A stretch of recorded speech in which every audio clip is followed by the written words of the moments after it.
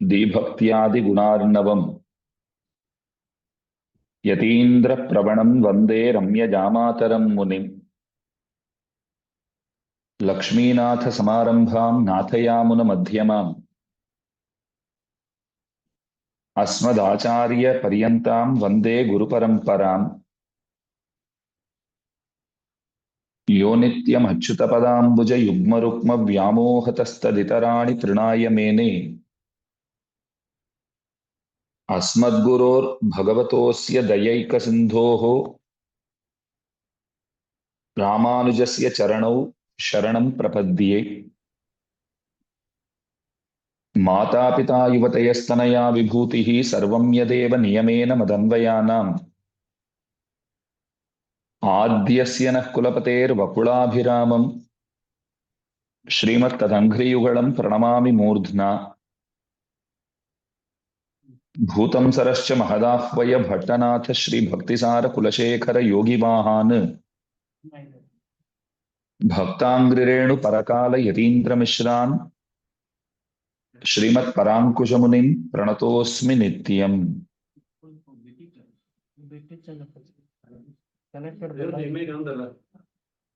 लोकाचार्याय गुरवे कृष्णपादस्य सूनवे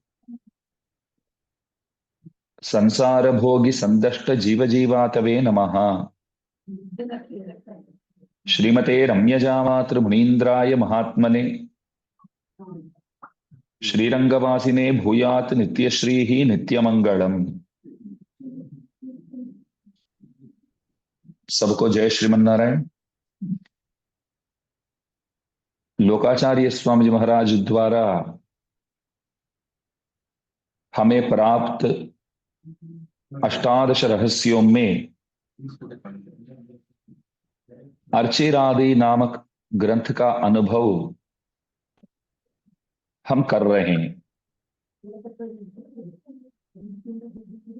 हम जो है हम भगवान के ही है।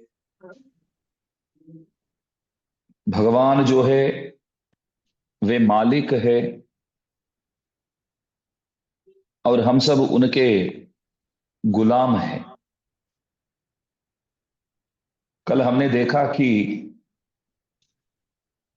वैकुंठ के रहने वाले नित्य निरंतर ठाकुर जी की सेवा करते हैं।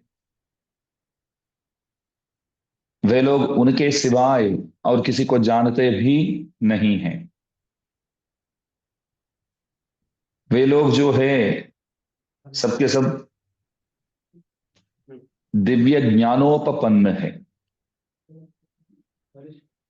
सबके सब दिव्य ज्ञान को प्राप्त किए हैं।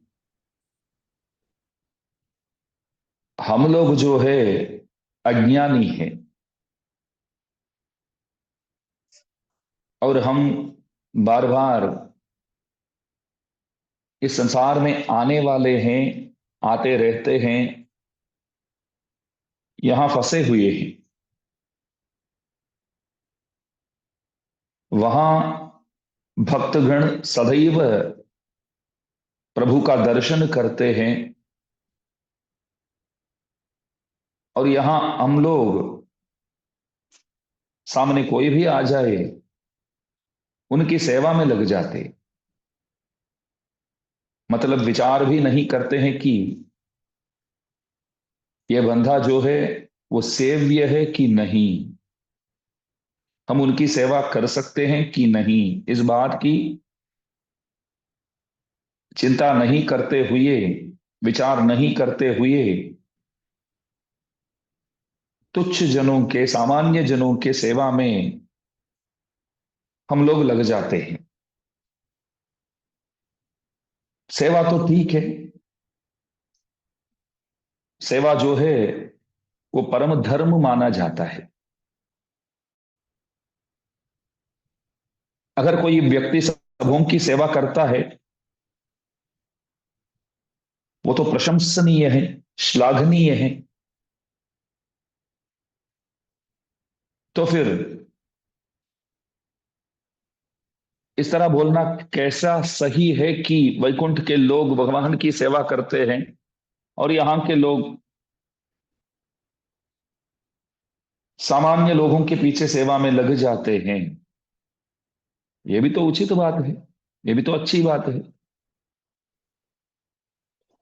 देखिए, कोई बंदा सोशल सर्विस करता है, सोशल सर्विस करने से वो कोई अपेक्षा नहीं रखता है, तो वो सेवा जो है वो श्लाघनीय है।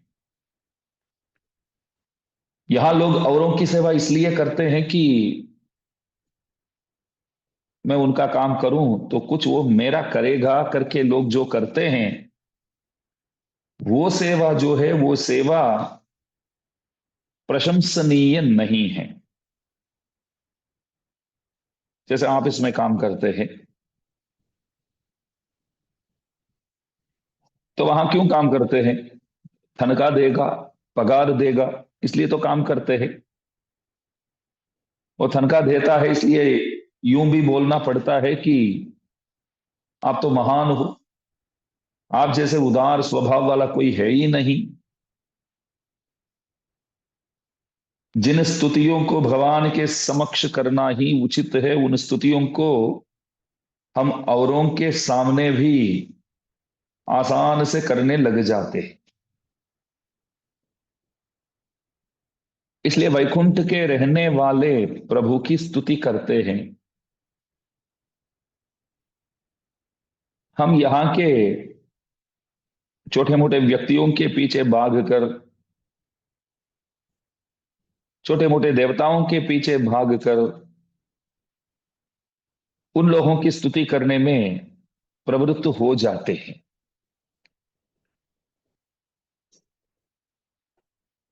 जो भी कोई भी सामने आ जाए तो उनकी स्तुति करते हैं। किसी से पूछा स्तुति क्यों करते हो? बोले कि स्तुति करूं तो शायद कुछ देगा वो। तो कुछ देगा तो मेरे लिए तो वो तो लाभ ही है। इसलिए षडकोप स्वामी जी महाराज उपदेश करते हैं कि आपको प्रभु ने जुबान दिया है तो आप प्रभु की स्तुति कर सके, उसके लिए ही उन्होंने ये प्रदान किए हैं। आप सामान्य व्यक्तियों के पीछे स्तुति करने के लिए प्रवृत्त मत हो। जुबान का सदुपयोग होना बहुत जरूरी है। गोदाम्बा जी भी गाती है कि उनके नामाक्षो, बस आप ही की सेवा हम करेंगे, सिर्फ आप ही की करेंगे। लेकिन हम लोग क्या करते हैं? कामदेव के वश में रहकर, कामदेव के वश में रहकर तुच्छ आनंद के लिए कुछ भी करने के लिए तैयार हो जाते हैं। जो आनंद क्षणिक है, तो उस आनंद के लिए कुछ भी करने के लिए हम तैयार हो जाते हैं। हम कामदेव के वश में रहते हैं। भगवान के वश में रहना चाहिए। भगवान के वश में रहते हैं तो सेवा जो अमृत है, वो अमृत हमको नित्य निरंतर प्राप्त होता रहता है। सेवा जो है उसे बढ़कर कोई अमृत नहीं है। प्रभु की सेवा, उनकी भक्तों की सेवा, वो जो चीज है वो अमृत के सदृश है। उस अमृत को ही चाहना सही है। लेकिन यहां के लोग क्या करते हैं? यहां के लोग क्या करते हैं तो लोकाचार्य स्वामी जी महाराज बताते हैं कि यहां के लोग अपने पसंदगी स्त्रियों के अधरामृत पाने में उत्सुक रहते हैं। जो सेवामृत है वो ही निरंतर है, वो ही पाने योग्य है। उसे छोड़ करके और कहीं हमें जाना नहीं चाहिए। अच्छा, वैकुंठ में रहते हैं तो वहां हम किस तरह सेवा करते हैं?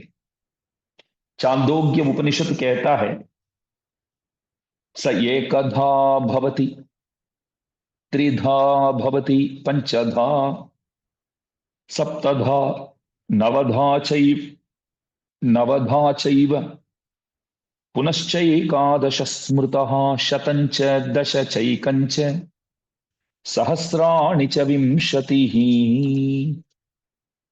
वहां जीव जाता है प्रभु की सेवा के लिए तो जाता है।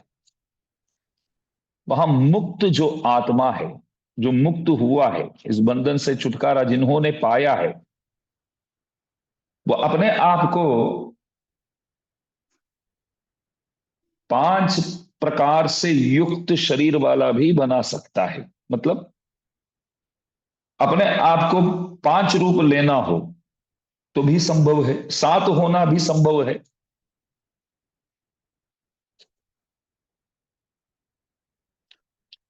यदि मैं चाहता हूं वहां जाने के बाद कि मैं 100 रूप धारण करूं और प्रभु की सेवा करूं तो भी संभव है। इससे भी अधिक बनकर सेवा करना चाहूं तो भी संभव है। तो भगवान के संकल्प से, प्रभु का संकल्प जो है इस तरह है कि यहां जो मेरे भक्त है वे लोग जैसे चाहते हैं वैसे रूप धारण करके सेवा कर सकते हैं। तो अनेक शरीरों को वहां हम प्राप्त करके एक ही समय में हम सेवा कर सकते हैं। ये विशेष संकल्प है प्रभु का।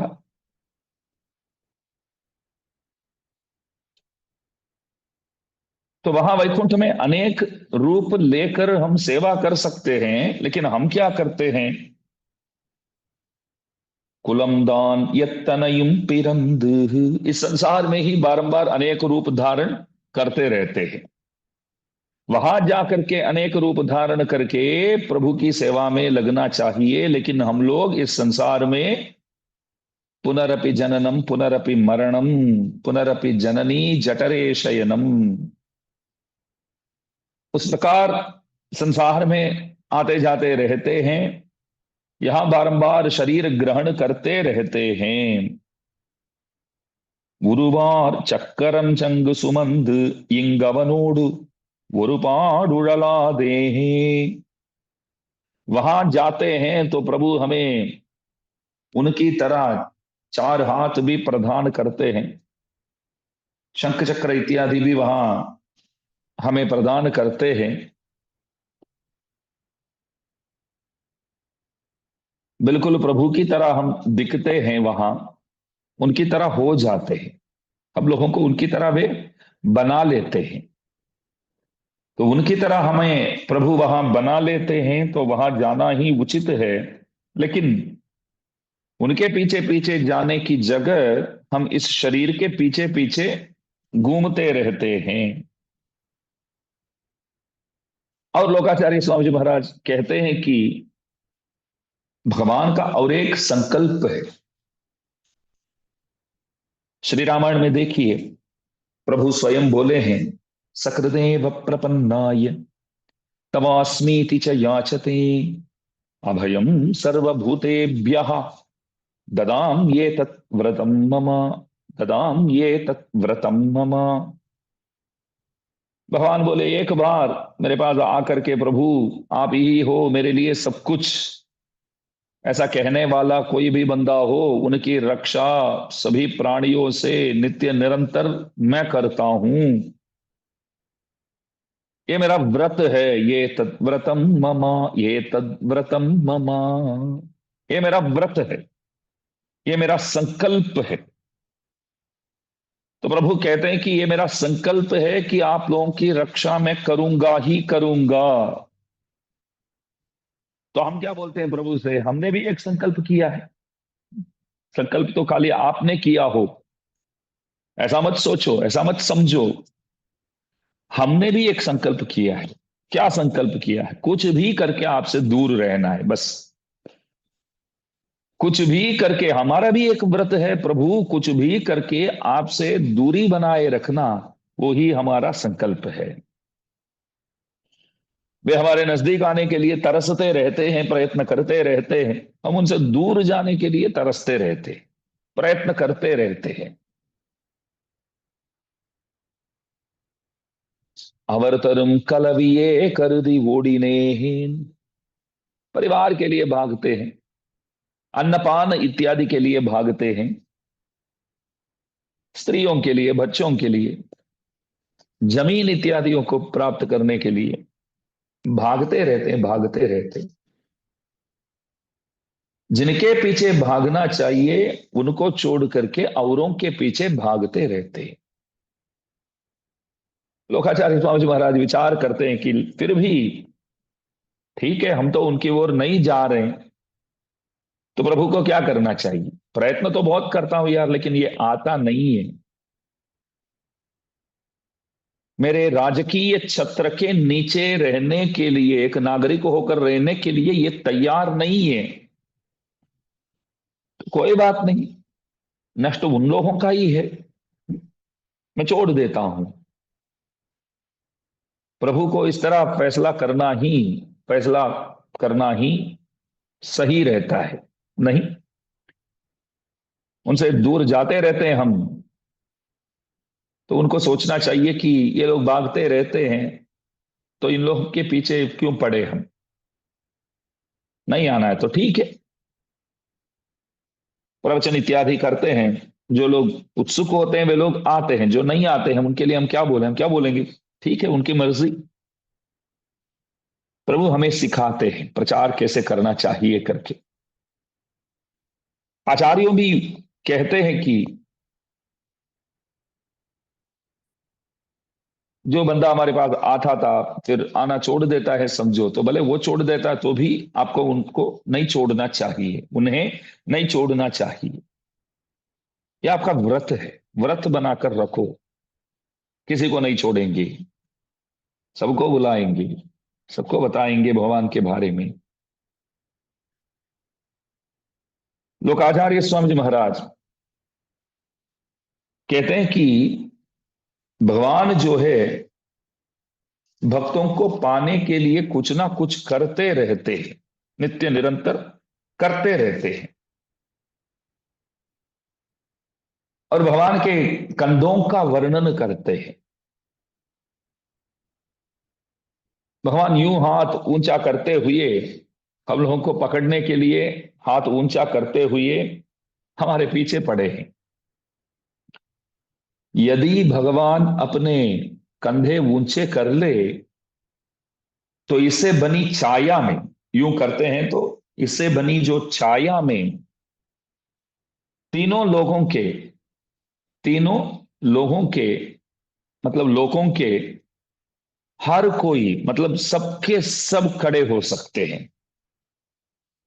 सब लोग आकर खड़े होने के बाद भी वहां जगह और छाया होगी। और भी तो ऐसे कंधे वाले, तो ऐसे कंधे वाले हमको पकड़ने के लिए पीछे दौड़ रहे हैं, पीछे से आ रहे हैं। ऐसे कंधे वाले हमारे पीछे पड़े हुए हैं, फिर भी उनके वश में हम नहीं गए, तो हम और भी तेजी दौड़ते हैं, समझो, उनसे बचने के लिए। संसार से बचने के लिए प्रभु के पास जाना चाहिए। हम क्या करते हैं? प्रभु से बचने के लिए इस संसार को ही आश्रय मानते हैं। अलम पुरिंद नेडुं तक नेडुं तड़क्कैக்கும் எட்டாதபடி கை கழிய ஓடி। तो पकड़ने आते हैं तो प्रभु भी हार जाते हैं। तो ऐसे लंबे हाथ वाले, ऐसे लंबे कंधे वाले आप भी हार जाते हो। पकड़ना तो चाहते हो मगर आखिर हार जाते हो। अच्छा, हम लोगों से किसी ने पूछा कि वे प्रेम से आते हैं पीछे पीछे, आप भागते क्यों हो? भगवान तो साक्षात अमृत है। अमृतस्यैष सेतु, भगवान का नाम ही अमृत है। उस अमृत को छोड़ करके आप किधर जा रहे हैं? हम बोलते हैं कि समझो कि जिसमें बिल्कुल सार है ही नहीं है, उस चीज को ही पसंद करने वाले हम लोग उस चीज को पाने के लिए इन्हें छोड़ देते हैं। आप लोगों ने कभी ध्यान दिया होगा कुत्ता जो है कभी कभी हड्डी को वो काटता है, हड्डी में तो कुछ नहीं रहता है। कुत्ते के पेट भरने योग्य चीज कुछ भी हड्डी में नहीं रहता है। काटते समय मसूड़ों में लग जाता है तो वहां से लोई निकलती है। ये कुत्ता क्या समझता है, जो हड्डी को काटता है ना, उस हड्डी से लोई निकलती है समझ करके, और भी जोर से काटना शुरू करता है, और भी जोर से चबाने की कोशिश करता है। वो बेचारा जानता नहीं है कि ये लोई जो निकला है वो हमारे ही मसूड़ों से निकला हुआ है। उसी प्रकार हम लोग अत्यल्प चीजों के पीछे भागते रहते हैं, और विचार करते हैं कि यही सर्वोत्कृष्ट है। मैंने नीचे कहा था कि भगवान जो है हम लोगों को पकड़ने के लिए पीछे से आ रहे हैं। प्रयत्न तो करते रहते हैं भगवान, उनकी तरह प्रयत्न करने वाले कोई नहीं मिलेंगे आपको। हम लोगों को पाने के लिए लगातार प्रयत्न करते हैं भगवान, विश्वास पूर्वक लगातार हल चलाकर। पौधे रोपने वाले एक किसान की तरह ठाकुर जी प्रयत्न करते रहते हैं, जैसे कोई किसान खेत जोत रहा हो। इसलिए तो हमारे आழ்वार भक्तिसार स्वामी जी महाराज अपने नानमुकन तिरुवंदादि नामक प्रबंध में भगवान को एक अद्भुत नाम देते हैं, कहते हैं कि पत्ती उழவன்। प्रभु आप जो है किसान की तरह हो। வித்துமிட வேண்டும் கொலோ விடையடர்த்த பத்தி உழவன் பழம் புனத்து மொய்த்தெழுந்த கார்மேகமன்ன கருமால் திருமேனி निर्वाणम काटुम निगழ்ந்து। कभी कभी हम विचार करते हैं ना, प्रभु तक पहुंचने के लिए हम लायक है कि नहीं, हम योग्य है कि नहीं, क्योंकि हमारे बारे में हमको तो अच्छी तरह पता है, अपने बारे में हम अच्छी तरह जानते हैं। इसलिए हम क्या बोलेंगे, हम कहाँ लायक है, हम कहाँ ठीक है प्रभु तक पहुंचने के लिए। मैं लायक नहीं हूं, ये बिल्कुल सही बात है, कोई मना ही नहीं करेगा, क्योंकि आप खुद ही जानते हो आपके बारे में। तो इसलिए हम विचार करते हैं कि हम उन तक पहुंचने के लिए लायक नहीं है, योग्य नहीं है। तो हम क्या विचार करते हैं, पहले योग्यताएं हम प्राप्त कर ले, उसके बाद उनकी ओर जाने की जो बात है वो सोचेंगे। बात सही है ना, बिल्कुल। लेकिन भक्तिसार स्वामी जी महाराज कहते हैं कि यदि आप पूछें कि क्या हम प्रभु तक पहुंचने के योग्य है, तो भक्तिसार स्वामी जी महाराज उत्तर देते हैं, सभी योग्यताएं ईश्वर खुद ही बना देंगे, आप चिंता मत करो। आप उनके पास जाने की बस इच्छा करो, बहुत हो गया, बाकी सब कुछ वे कर लेंगे। समझो कि माँ बाप के मन में बद्री धाम यात्रा करने की इच्छा है, ये बात बेटे को मालूम पड़ गया, तो अपने आप व्यवस्था करके देगा कि नहीं वो। बोलने की जरूरत ही नहीं। बेटे को पता चल गया कि माँ बाप बद्री धाम जाना चाहते हैं, हमारे माता जी पिताजी श्रीरंगम जाना चाहते हैं, तिरुपति यात्रा करना चाहते हैं, तो कुछ ना कुछ व्यवस्था तो वो करके देगा ही।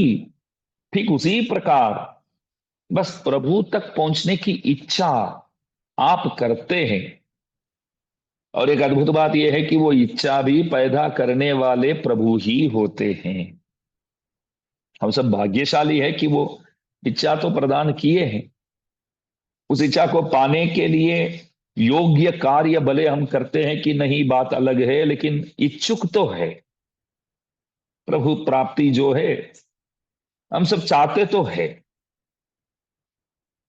इसलिए भक्तिसार स्वामी जी महाराज यहां कहते हैं भगवान जो है वे प्रयत्न करते रहते हैं, एक किसान की तरह लगातार प्रयत्न करते हैं। देखो, कृष्णावतार में कृष्णावतार में नीला देवी को पाने के लिए, उनसे बयाह करने के लिए, विवाह करने के लिए प्रभु ने क्या किया? असुरों ने जिन बैलों में प्रवेश किया था, तो ऐसे 7 बैलों का वध किया भगवान ने। ये हृदय अडर्त, प्रभु ने क्या किया? 7 बैलों का वध किया। तो तत्प्रकार वे स्वयं हमें अपने प्रति भक्ति युक्त बनाने का प्रयास करते रहते हैं। उनके प्रति भक्ति युक्त होना है हमें, उसके लिए प्रयत्न वे स्वयं कर रहे हैं, हमको करने की जरूरत नहीं है। तो इसलिए ध्यान में रखिए, भगवान जो है वो ऊंचे लंबे कंधे वाले हैं, हमारे पीछे लगे हुए हैं, नित्य निरंतर पकड़ना चाहते हैं, लेकिन हम उनसे दूर भागते रहते हैं। फिर भी प्रभु हार नहीं मानते हैं। लोकाचार्य स्वामी जी महाराज कहते हैं, इवरहल तन्मय पार्थ कई विड़ा दे। हमको देख करके, देखो आप लोगों के पीछे मैं पड़ा हूं, आप तो मेरे को पहचानते भी नहीं है, मेरी महिमा नहीं जानते हैं, मैं सर्वाधिक हूं। फिर भी मैं ईगो वगैरह त्याग करके आप लोगों के पीछे पड़ा हूं।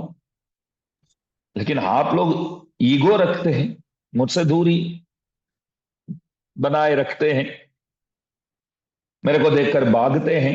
इसलिए मैं आप लोगों के पीछे पड़ने वाला नहीं हूं, आप लोगों के रास्ते में आने वाला नहीं हूं। इस तरह कभी भी नहीं बोलते। वे क्या विचार करते हैं? वे सोचते हैं कि स्वाभाविक संबंध जो है, नाता जो है वो बहुत पुराना है। जीव और परमात्मा के बीच में जो नाता है, वो रिश्ता जो है वो बहुत पुराना है। तो पुरानी रिश्ता जो है, उस चीज को ध्यान में रखते हुए प्रभु विचार करते हैं कि ठीक है, वो भागता है, फिर भी हम नहीं छोड़ेंगे, प्रयत्न करते रहेंगे।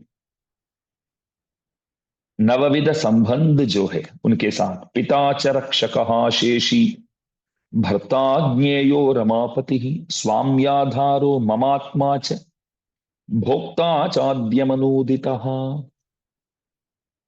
तो भगवान सोचते हैं कि ये अनादि संबंध है, पहले से है, तो इसलिए छोड़ना उचित नहीं है।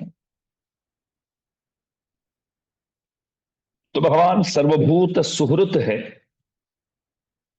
सर्वेश्वर जो है वो सर्वभूत सुहृत है। तो यत्न करते रहते हैं, प्रयत्न करते रहते हैं। एक दिन, एक अवकाश में भगवान का प्रयत्न जो है वो सफल हो जाता है। एक दिन वो सफल हो जाता है। तो जो बंदा उनको देख करके द्वेष करता हुआ भागता था, आज खड़ा हो गया प्रभु को देख करके, भगवान को देखकर वो खड़ा हो गया। पिछले क्षण तक भागता था, अभी खड़ा हो गया और प्रभु को देखता है। पिछले क्षण तक उनसे द्वेष करता था, अभी वो द्वेष भी मन में नहीं है, वो द्वेष भी मन में नहीं है। और मोक्ष समीक्षा युक्त भी बन जाता है ये जीव, मोक्ष पाने की इच्छुक हो जाता है। और वैराग्य जो है, प्रवृद्ध वैराग्य कहते हैं, अतिशय वृद्धि को प्राप्त किया हुआ वैराग्य से युक्त होकर। इतना ही नहीं, विवेकाभिनिवेशिया, वो क्या करता है?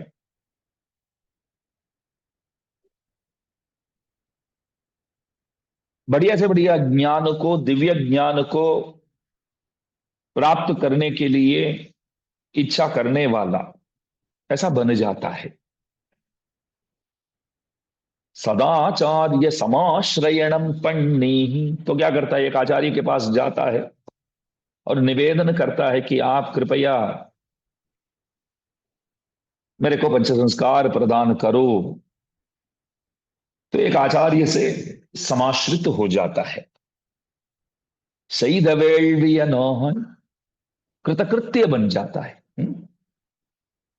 समझो कि आपने शरणागति किया है, आप शरणागत है तो आप कृतकृत्य है। कृतकृत्य का अर्थ होता है प्रभु प्राप्ति के लिए जिन यज्ञों का अनुष्ठान करना चाहिए, जिन अनुष्ठानों का विधान है, वो सब आप कर चुके हैं। आप प्रपन्न हैं, तो आप प्रभु प्राप्ति के लिए सब कुछ कर चुके हैं, कुछ करने की जरूरत ही नहीं है। कृतकृत्य, जिन चीजों को करना बहुत आवश्यक है उन चीजों को आप कर चुके हैं। आप शरणागत है तो आपने सब कुछ कर लिया और कुछ करने की जरूरत ही नहीं है। वो संसार को देखता है, शरणागत होने के बाद संसार को देखता है। पहले भी बहुत देखा है, पहले तो बहुत अच्छा लगता था, हड्डी को काटने वाले कुत्ते की तरह। अभी संसार को देखता है, अभी संसार को देखता है तो भयभीत हो जाता है। संसार अच्छा लगता था पहले, अभी लगता है कि यहां तो कुछ सार है ही नहीं। यहां जो सुख के रूप में जो देखने को मिलता है उसका परिणाम भी दुख ही होता है। इस बात को समझने के बाद इस संसार से वो भयभीत होकर, प्रभु मिलने वाले तो है, एक आचार्य के कृपा पात्र तो हम बन गए हैं, फिर भी संसार में रहना वो पसंद नहीं करता है। खुद को देखता है तो उसको लगता है कि सांप से पकड़ा गया एक मेढक की तरह, एक मंडूक की तरह। तो सांप ने पकड़ा हो तो उस वक्त वो मेंढक जिस तरह वो हालत देखिए आप, बहुत बुरी हालत है। तो उस वक्त वो मेंढक की जो परिस्थिति है समझो, तो भक्त को लगता है, एक शरणागत को लगता है, वो बोलता है कि मैं भी संसार में उस मेंढक की तरह बुरी तरह फंसा हूं। इतना ही नहीं, जैसे कोई मादा हिरण, हरिणी जो है, वो जंगल की आग में फंस गई हो, ऐसा लगता है इस संसार में। இருபாடிரி கொள்ளியினுள் எறும்பே போल, दोनों तरफ आग हो और एक चींटी बीच में से निकल गया है तो बहुत परेशान तो हो जाएगा, हैरान तो हो जाएगा। ஆவாரார் துணையென்றல நீர் கடலுள் அழுந்தும் நாவாய் போல், समुद्र में फंसा हुआ एक नाव की तरह। और यहां संसार में देखते हैं तो इंद्रियों का राज चलता है। इंद्रियों हमें नित्य निरंतर खींचते रहते हैं अपनी ओर, अपने को किंकर बनाना चाहते हैं। इंद्रिय किंकर बन के हम सब घूमते हैं। इंद्रियों को किंकर बना के रखना चाहिए, लेकिन यहां उल्टा हो रहा है, हम इंद्रियों के किंकर बन के घूमते हैं। तो शरणागत जो है इन चीजों को देखता है तो वो जोर से चिल्लाता है, जोर से प्रभु से कहता है कि प्रभु इधर मत रखो हमें, हम इधर रहना ही नहीं चाहते हैं, संसार हमको नहीं चाहिए। और अन्य संसारियों को देखता है शरणागत, वे लोग रोते ही नहीं है। हम्म? लेकिन उन लोगों के लिए ये बंदा रोता है, संसारियों के लिए भी ये रोता है। बोलता है कि ये लोग बहुत फंसे हुए हैं, बुरी तरह फंसे हुए हैं, इन लोगों का भी उद्धार हो प्रभु। जैसे मेरे को आपने सद्बुद्धि दिया है, उसी प्रकार इन लोगों को भी सद्बुद्धि प्रदान किया करो। श्री स्वामी जी महाराज प्रार्थना करते हैं। देखो, ठाकुर जी के सामने जाकर के हमें रोना चाहिए, लेकिन हम नहीं रोते, लेकिन आழ்वार गण हमारे लिए रोते हैं। वे हमारे लिए रोते हैं। प्रभु बोलते हैं कि मैंने तो बोल दिया कि आप लोगों के ऊपर मैं कृपा करूंगा ही करूंगा, फिर क्यों रोते हो? तो आழ்वार गण बोलते हैं हम हमारे लिए नहीं रोते, इन लोगों के लिए रोते हैं। भगवान पूछे वे लोग क्यों नहीं रोते हैं? अरे हम क्या बताएं, वे लोग आपके समक्ष आकर के, आपके सामने आकर के रोना चाहिए इस बात को भी नहीं जानते हैं। और कभी आपके सामने आकर के वे लोग रोने वाले भी नहीं है शायद। तो छोड़ दो ना, आप लोग क्यों परवाह करते हो, आप लोग क्यों चिंता करते हो? अल्वार गण बोले, स्वामी जी प्रभु आप भूल गए लगते हैं, आप ही ने तो हमें भेजा है इधर। पहले ही आपने क्या कहा था कि वे लोग नहीं रोएंगे। आप लोग जाकर के उपदेश करके उन लोगों को मेरे प्रति लाओ, मेरे सामने लाओ। हमने कोशिश तो बहुत किया है, थोड़े बहुत लोग आए भी सही, थोड़े बहुत लोग आए भी सही। आप आते थे इधर, अवतार करते थे, तो हर बार आप हार जाते थे। मैं सबको वैकुंठ ले जाऊंगा करके हर बार आप घोषणा करके आते थे, लेकिन जाते जाते आप अकेले ही जाते थे, कोई आपके साथ नहीं आता था। तो हर बार आप हार जाते थे। इसलिए ही आपने हम लोगों को इधर भेजा है, और हम लोगों ने आपकी कृपा को अवलंबन करते हुए हमने प्रचार किया, तो बहुत लोग आए भी सही, लेकिन और भी लोग हैं जो नहीं आए। तो उन लोगों को देखकर दया आती है, इसलिए हम रोते हैं। आழ்वार लोग हमारे लिए रोते हैं प्रभु के समक्ष। तो शरणागत जो है, वो अपने आप को इस तरह समझता है कि जैसे सांप, सांप के मुंह के मंडूक, मेंढक, और जो हरिणी जंगल की आग में फंस गई हो। तो इस तरह खुद को वो मानकर समझकर वो प्रभु को भुलाता है। विराटिक राक्षसिகளோட்டை सहवासम असह्यमानार्पोले। जैसे अम्मा जी को, सीता जी को वहां राक्षसियों के बीच में रहना असह्य रहा, अच्छा नहीं लगा। राम के साथ रहना अच्छा लगेगा या राक्षसियों के बीच में रहना अच्छा लगेगा? आप ही बोलिए। प्रभु के साथ रहना ही तो पसंद करेगी वो। तो इस तरह यहां शरणागत सबको देखता है, तो ज्यादातर लोग कैसे रहते हैं? शौर्य चिंता विमुख होकर रहते हैं। संसारी गण जैसे हैं, कैसे हैं वे लोग? शौर्य चिंता विमुख है, प्रभु की तो स्मरण करते ही नहीं, प्रभु की याद नहीं करते हैं। तो इन लोगों के साथ सहवास करना वो अति दुस्सह, सहने योग्य नहीं है। तो वो क्या बोलता है? चरकोप स्वामी जी महाराज त्रिवृत्तम नामक एक प्रबंध प्रदान किए हैं। शरकोप स्वामी जी महाराज चार प्रबंध प्रदान किए हैं। सबसे पहले उनके द्वारा दिया गया प्रबंध जो है वो त्रिवृत्तम ऋग्वेद सार कहलाता है। 16 साल के बाद आप गाने लगे। जन्म के बाद 16 साल तक आपने किसी से बात ही नहीं किया, शरकोप स्वामी जी महाराज। 16 साल के बाद मधुर कवि स्वामी जी आए, तो उसके बाद बोलने लगे शरकोप स्वामी जी महाराज।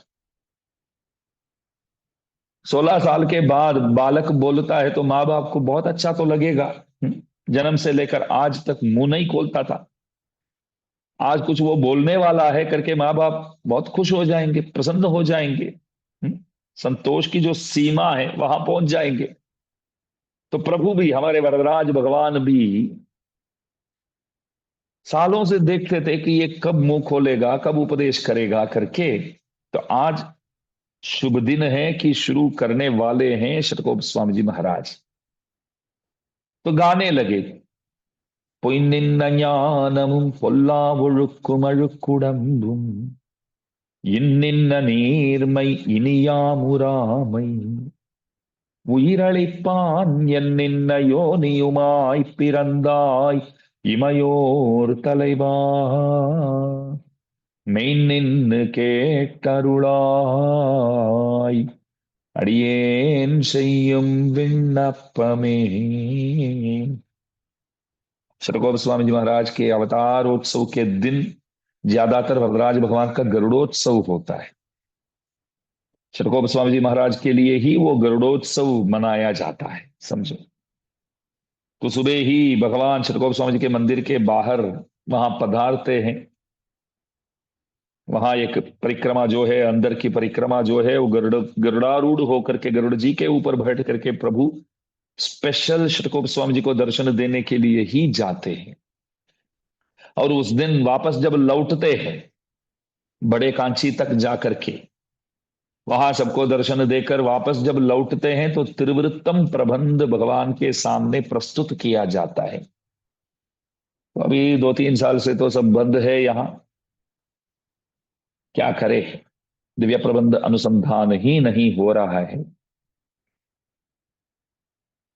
तो त्रिवृत्तम जो है वो उस दिन प्रस्तुत किया जाता है। तब हम लोग वरदराज भगवान के मुखारविंद का दर्शन करते हैं, क्योंकि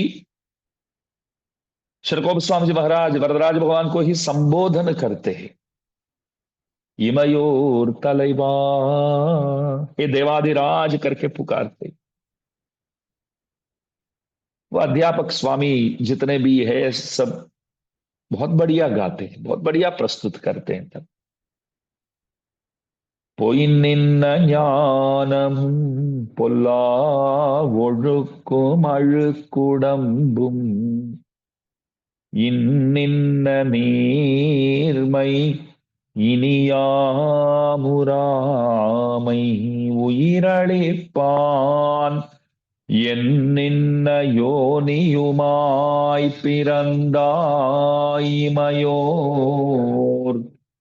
தலைவா மெய் நின்னு கேட்டருளாய் அடியேன் செய்யும் विन्नपमे। सदगोप स्वामी महाराज कहते हैं कि मैं एक विज्ञापन करता हूं प्रभु आपके सामने, आप कृपया सुन लो। तो भगवान को लगा कि कुछ बोलने वाले हैं, 16 साल के बाद मुंह खोले हैं। सदगोप स्वामी जी क्या बोले मालूम है? इनिया मुरामई, बस इस संसार में मेरे को मत रखो प्रभु, मेरे को उठा लो, जल्दी ही उठा लो, आज ही उठा लो। ये घोर संसार में मुझे मत रखो, मेरे को मत रखो, मेरे को अच्छा नहीं लगता है। आप ही के पास आना है, वैकुंठ आना है। भगवान को लगा कि 16 साल के बाद मुंह खोला। हमने विचार किया कि 16 साल के बाद मुंह खोले हैं तो सबके लिए वो उपदेश करेंगे, अनेक प्रबंध बनाएंगे, अनेक प्रबंध की रचना इनके द्वारा करवाएंगे और लोग इनके उपदेशों के द्वारा सद्बुद्धि को प्राप्त करके हमारे पास आएंगे। लेकिन शुरू करते ही क्या बोले? बस इधर नहीं रहना है, बस आप ही के पास आना है। क्या जानो को नहीं है, वो सब करते रहे, वो करते रहे तो टिक्का रहे तो छोड़ दे। तो भगवान बोले मैं तो बहरा हो गया हूं, आप जो बोल रहे वो हमको सुनाई नहीं दे रहा है। सरको स्वामी जी बोले और जोर से बोलूं क्या? भगवान बोले नहीं, जोर से बोलने की जरूरत नहीं, पहले सबको उपदेश करके आप चुप रहो, शांत रहो, मैं स्वयं आपको वैकुंठ धाम ले जाऊंगा, आप चिंता मत करो। तो जो बंदा शरणागत हो जाता है वो बोलता है कि संसार में रहना ही नहीं है। कभी कभी लगता है कि क्या होगा हमारा आगे। नाड़े लरियेन, मेरे लिए जो दिन है वो कब आएगा पता नहीं है। वो दिन आ जाए कि मैं मेरा वैकुंठ जाना हो जाए। வானுலகம் தெளிந்தே என்றெய்துவது தரியேன் இனி தரியேன் இனி। अब सहना संभव नहीं है तो बोलता है, खूबी कुल्लुम कालम इन्नम कुरुगादो। तारीख बहुत पीछे है तो प्रभु आप तो सर्वाधिक हो, सर्वशक्ति युक्त हो, वो तारीख मेरा जो है बहुत पीछे है, तो वो तारीख जो है मेरा यदि पीछे है तो उसको आगे कर दो, प्रमोट कर दो। प्रमोट करके आज ही वैकुंठ प्रदान किया करो। देखिए शिव वैष्णव लोग प्रभु से और कुछ मांगते नहीं है और कुछ चाहते नहीं है, प्रभु प्राप्ति ही चाहते हैं और वहां जाकर के सेवा करनी है। आज दास के सामने एक दो प्रश्न आया है कि कोई चला जाता है तो अंतिम विधि दाह संस्कार होने के बाद उनकी जो अस्थि जो है, लोग क्या करते हैं, नदी किनारे में जाकर के नदी में उसको समर्पण करते हैं। कोई बोलते हैं कि गंगा तक जाना होगा, कोई कहते हैं कि गंगा तक यदि नहीं जा पाते हैं, गंगा मैया तक नहीं पहुंच पाते हैं, तो और भी पुण्य नदियां तो अनेक है, तो कावेरी में जाओ।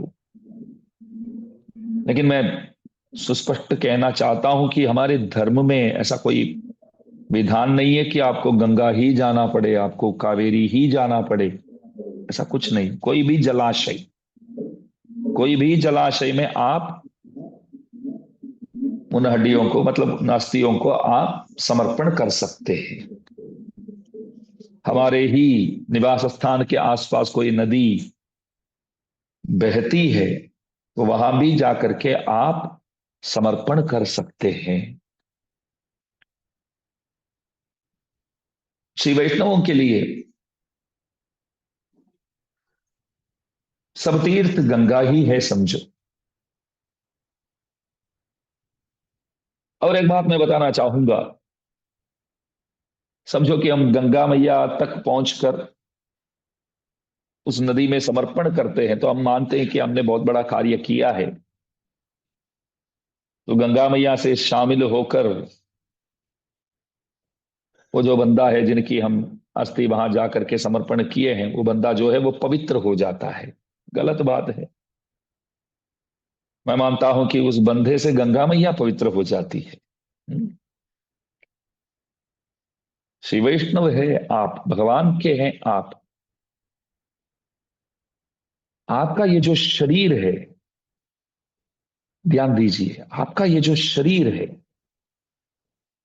इस शरीर के अंदर रहने वाला आत्मा जो है वो प्रभु का हो गया। तो प्रभु को बहुत अच्छा लगता है, उस आत्मा को देखकर प्रभु प्रसन्न तो हो ही जाते हैं, साथ साथ उस आत्मा की आखिरी शरीर को देखकर भी भगवान प्रसन्न हो जाते हैं। क्योंकि ये जो आत्मा है, ये जो मक्खन है, ये मक्खन जो है इस मटकी के अंदर ही रहा करके ये मटकी के सदृश इस शरीर पर भी भगवान प्यार करने लग जाते हैं। सतगुरु स्वामी जी को बोले कि आपको तो मैं वैकुंठ तो देने वाला ही हूं, खाली आत्मा को नहीं। आप श्री के जो दिव्य शरीर है, उस शरीर को भी मैं वैकुंठ प्रदान करने वाला हूं। स्वामी जी बोले, देखो भाई, ये शास्त्र जो है वो आपने तो प्रदान किया है, और शास्त्रों में आपने कहा है कि आत्मा ही वैकुंठ पहुंच सकता है, ये शरीर वहां कोई काम का नहीं है। तो शरीर यहां छूटेगा और आत्मा वहां जाएगा।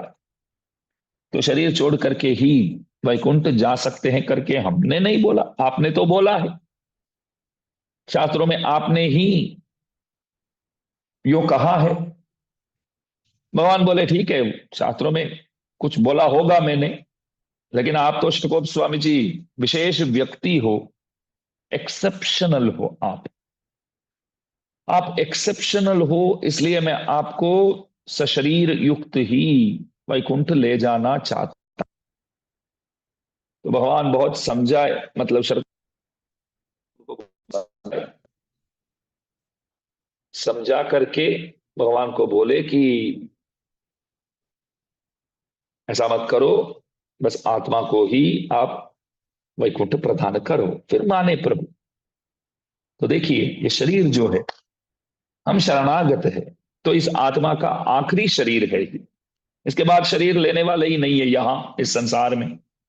तो इस आत्मा का ये पांच भौतिक शरीर प्राप्त करने की जो बात है, वो बात खत्म हो चुकी है। आगे इस तरह शरीर यहां हम ग्रहण करने वाले नहीं हैं। तो आत्मा भगवान का हो गया, हम भगवान के हैं।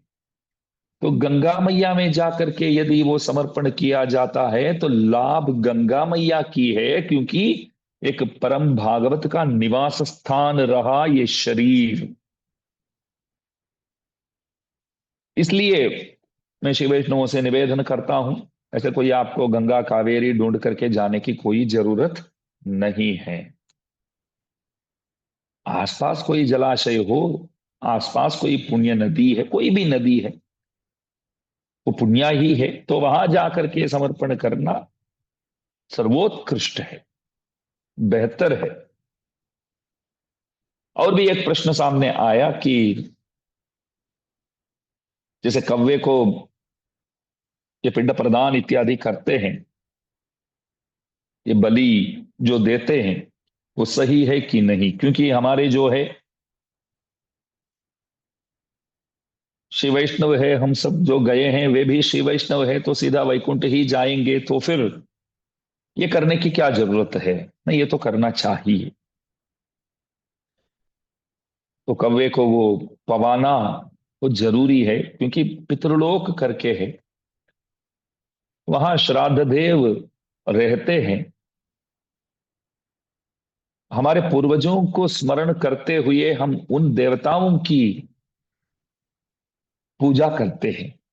उन देवताओं की पूजा करते हैं, इसका मतलब उन देवताओं के अंतर्यामी प्रभु जो है उन्हीं को लक्ष्य मानकर हम पूजा करते हैं, ये बलि इत्यादि करते हैं। इसलिए ये करना बहुत जरूरी है। बात बिल्कुल सही है कि हमारे पूर्वज सब तो वैकुंठ में ही रहने वाले हैं, वहीं के रेसिडेंट है। लेकिन ये श्राद्ध इत्यादि भी करना भगवान का आज्ञा है, प्रभु का आज्ञा, प्रभु की आज्ञा है। और मुखोल्लास के लिए, उनकी मुखोल्लास के लिए हम ये सब करते हैं, इसलिए वो जरूरी है। और मुंडन इत्यादि करने की विधि भी शास्त्रों में कहा गया है। वो क्यों कहा गया है? एक संवेदना को समझाने के लिए, मतलब संवेदना को बताने के लिए, उसके लिए ये सब रखा हुआ है।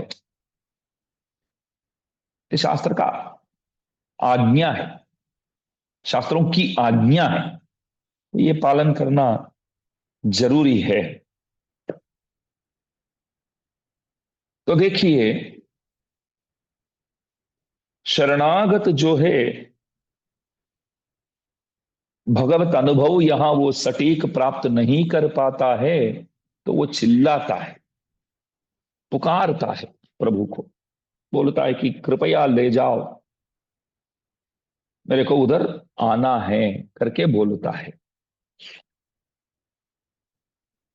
तो क्या होता है,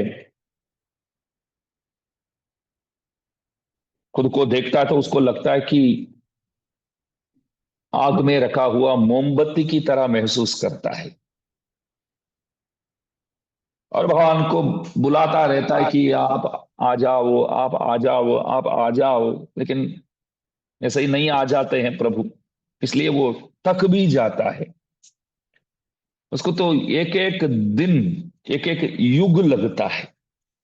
शरणागत को एक एक दिन, एक एक युग लगता है, और इसे भी अधिक समय लगता है। कृतकृत्या प्रतीक्षन्ते, जो कृतकृत्य होते हैं ना, जो शरणागत होते हैं, वो क्या करता है, मृत्यु को एक अतिथि की तरह प्रतीक्षा करते हैं वे लोग। कोई अतिथि आपसे बोले हैं कि हम आएंगे करके, तो जैसे आप प्रतीक्षा करेंगे, ठीक उसी प्रकार मृत्युदेव जो है वो कब आएगा करके प्रतीक्षा करके बैठे हैं। प्रायशः पापकारित्वात् मृत्योरुद्विजते जनः कृतकृत्याः प्रतीक्षन्ते मृत्युम प्रियमिवातिथिम। बहुत सुंदर श्लोक है, एक अद्भुत प्रमाण है। ज्यादातर लोग मृत्यु से डरते हैं, घबराहट होती है। क्यों? ज्यादातर लोग पाप करते रहते हैं तो मृत्यु से डरते हैं। लेकिन कृतकृत्य जो होते हैं ना, शरणागत जो होते हैं, वे मृत्यु से डरते नहीं है। क्योंकि पाप छोटे मोटे किए होंगे, लेकिन शरणागत हुए तो प्रभु ने क्षमा कर दिया है। तो अभी डरने की क्या बात है, चिंता की क्या बात है? तो इसलिए वे प्रतीक्षा करते हैं कि मृत्युदेव हमारे पास कब आएगा करके।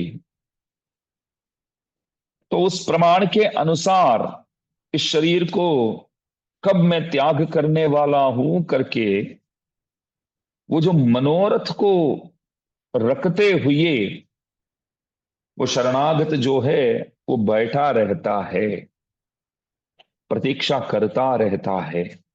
तो आप देखिए, कल और आज हमने ये देखा कि हम सब भगवान के हैं, लेकिन हम प्रभु से विमुख होकर अलग रहते हैं। अनेक जन्मों से अलग रहे, भगवान प्रयत्न करते रहते हैं। भगवान विचार करते हैं कि वैकुंठ के रहने वाले हाथ जोड़ते रहते हैं, और संसारी गण मेरे को छोड़ करके बाकी सबके पास जाकर के हाथ जोड़ते हैं।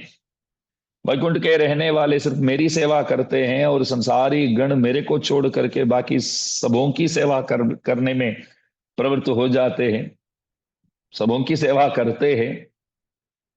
और हमने ये भी देखा कि एक किसान की तरह प्रभु लगातार हल चलाकर,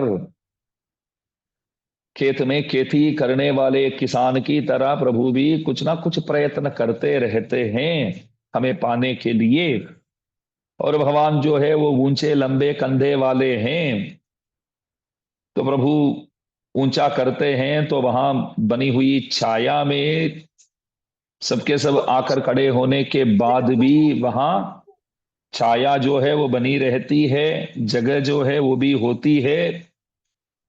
ऐसे विशाल कंधे वाले वे हाथ ऊंचा करके पकड़ने आते हैं तो उनसे भी, उनके वश में जाने से खुद को बचाने में प्रवृत्त ये जो जीव है वो और भी तेजी से भागता है। तो यहाँ ये विचार करने योग्य है कि शक्ति युक्त जो है वो भगवान है कि हम है। वे पकड़ना चाहते हैं तो वे भी पकड़ नहीं पाए, ऐसे हम भागते हैं। लेकिन एक ना एक दिन प्रभु अवश्य पकड़ लेते हैं। और जिस दिन वो सज्ञान मतलब ऊंचा ज्ञान प्रदान करते हैं, तब लगता है कि एक आचार्य के पास जाना चाहिए, शरणागत होना चाहिए, तो कृतकृत्य हो जाते हैं हम। कृतकृत्य होने के बाद संसार में रहना हम पसंद नहीं करते हैं, तब पुकारते रहते हैं कि प्रभु दया करो, आंखें खोलो, मेरे को देखो, मेरे को उठा लो, कब आओगे, कब ले जाओगे। इस तरह वो प्रलाप करते रहते हैं शरणागत जो है। वहां तक आज का अनुभव हुआ है, और आगे का अनुभव हम कल देखेंगे, करेंगे। इसलिए सबसे निवेदन है कि कल भी सब जुड़े और लाभान्वित होवे। जय श्रीमन नारायण। श्रीमते रम्यजा मात मुनीन्द्राय महात्मने श्रीरंगवासिने भूयात नित्य श्री नित्य मंगल। जय श्रीमन्नारायण जय श्रीमन्नारायण जय श्रीमन्नारायण जय